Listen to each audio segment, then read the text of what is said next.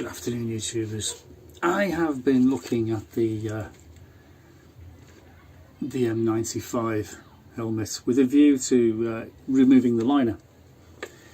Now, the reason I wanted to remove the liner was a couple of reasons. It's actually quite filthy in there, and if you can see that, I don't think the liner's ever been out since it was new. And as you know, the M95 is pretty much identical to the M92, the German helmet. This is a German helmet, okay? This one's actually a Dutch helmet. I've mentioned that before. Now, they're not rivets anymore. These things are Allen bolts, the double Allen bolts. There's one on this side and there's one on the inside. I think the inside's a 4mm, but the outside is smaller, and I have tried to undo them because I wanted to show the liner, what the liner actually looks like, so you can see all that, you can see it. And I need to clean the shell out anyway and put the liner back in and have a look at the adjustment tabs at the back, which can adjust the height the helmet sits on your head. So all in all, that was a good idea, but I've tried to undo the bolts and I don't think the bolts have ever been undone since it was new, and the small ones have rounded up on the outside, so I'm going to have to drill them out to get the liner out, and then I'm going to have to replace the bolts. So they obviously just screw together, you know, two halves, one male into a female, and dogs up, and it's different sizes, so tricky. So that's where we are at the moment.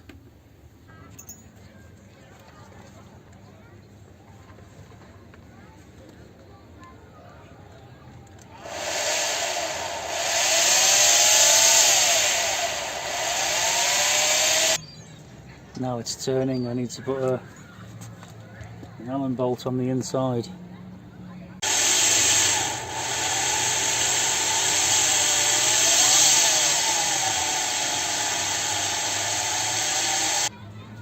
Quick test with the magnet on the...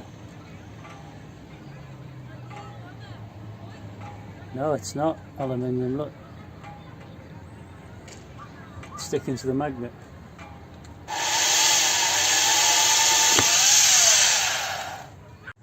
Okay, there we have the offending bolt that wouldn't undo.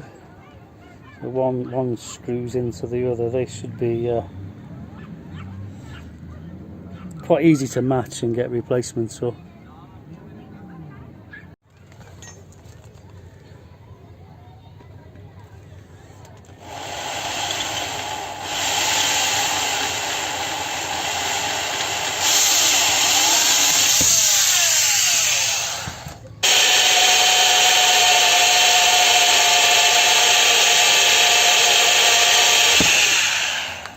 Okay, well that didn't take long, and quite interestingly, it seems that the outside is magnetic, whereas the bolt on the inside does not appear to be magnetic at all. It's just not sticking to the magnet. I think there's some of the male end inside, obviously inside these, which is magnetic. So it's hard to make out what that bolt is. It's either copper or brass, or it seems to have a reddishness about it. See if I can focus on it. Come on, focus. There you go. So we've obviously got dissimilar metal corrosion going on inside the bolt, which is something that happens with dissimilar metals. You know, you really need to have the same, but should be able to replace those bolts easy enough. I have a yacht chandlers down the road that sells all kinds of things, probably stainless I would prefer. So I wonder why they put steel bolts in from the outside into an alloy bolt on the inside. The female is definitely alloy of some description. Anyway, moving on to the actual helmet. I'll put them somewhere safe because I don't want to lose them. Now we have the liner, and we have the chin strap. The chin strap is, as I said, this is a British Mark 7 helmet chin strap. So, but there's the helmet mounts, and you can see they're in need of a little bit of TLC. So we'll clean them up and paint them before we bolt them back in. That can go over there for now. We're looking at the actual liner itself, which you can see is this fabulous porcupine shock absorber effect, which I think is absolutely amazing. It really is. And we have our suspension levels at the back here and here. This could do with a clean. It's quite filthy. We'll do that shortly. Like I say, it is an old helmet, but some of these bits have come undone, but they're still there, so I can refasten these up. There's only one little bit I think that was damaged, and that's there. Look, that's actually broken off just there, where they push in. But apart from that, it's in really good condition. I love it. Fantastic. So we'll do more on that later, after it's been cleaned, which leaves us with this filthy old shell. There we are. It's got the 3 holes. I didn't damage the holes at all, I just went through the middle of them, pushed the bolts out, one at the back, and inside we have something written here. Let me just get a bit of a rag so we can read what it says. And I'll hold it up to the camera.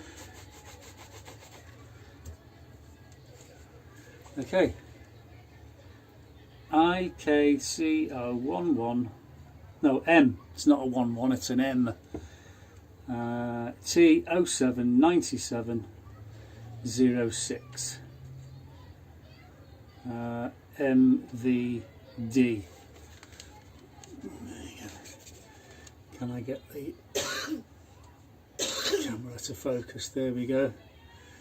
And as I said, this is a Dutch M95. I thought it was a German one initially, but they're different. They're different. MVD. This is definitely Dutch. And I'm going to clean it all up inside because it's absolutely filthy and it's never been cleaned since the day it was new. So there we go. We've had our first look at the insides and the liner of the M95.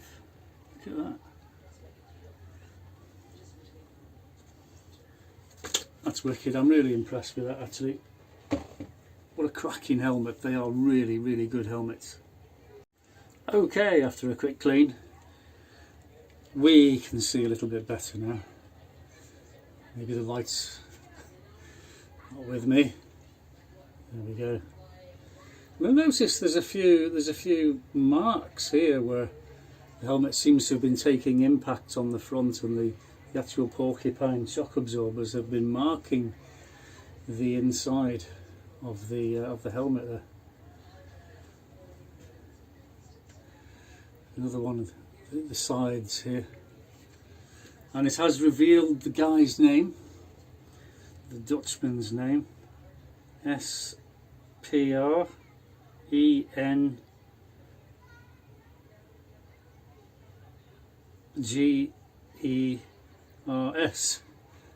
Spengers or something like that. Don't know if you can see that, which is very similar to what's written on the back there. It says SPR O positive 004. Okay, so if you're out there, Mr. SPR 004, and you want your helmet back, get in contact with me and I'll send it to you. Yeah, I will be getting bolts and replacing it all. So I've given them all a good clean, so tomorrow it should be nice and dry, and I can go down to the yacht chandlers and hope we can find some more bolts to bolt it back together. But we've seen how good these helmets are. Fantastic.